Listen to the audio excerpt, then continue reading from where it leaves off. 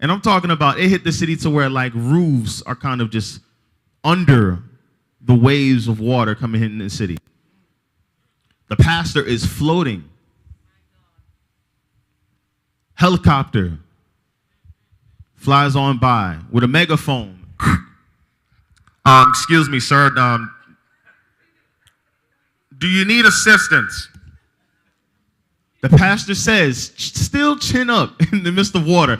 Don't worry, God will save me.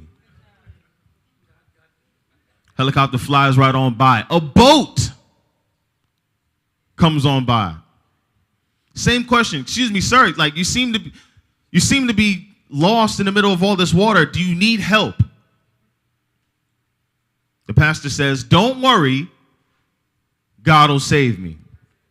Another boat passes right on by. Same question, same answer. Can you guys guess what happens to the pastor? I would love to hear it.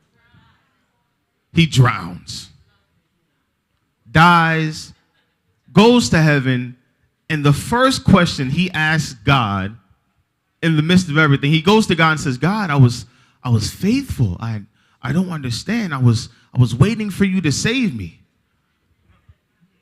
And God says, yeah, I sent a helicopter and 2 boats.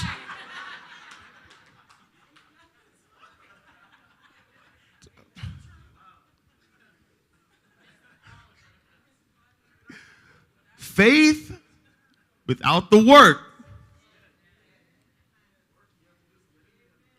If you're sitting there waiting on God and saying, oh, don't worry, God's going to handle it, I'll be fine, you'll miss out on your blessing. But in the same breath, if you constantly make moves, always doing things your own way, you're not allowing God to activate that faith.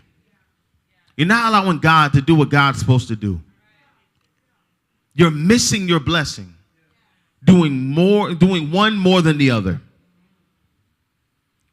With more faith than works, or with more works than faith, you will become a backseat driver to your walk with God. With more works than faith, you become a backseat driver. How many of us have experienced like a backseat driver? You know what the backseat drivers kind of do, right? They kind of sit in the back.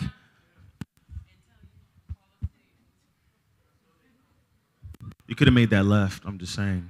You could have made that left. I know GPS is right. You could have made the left right there.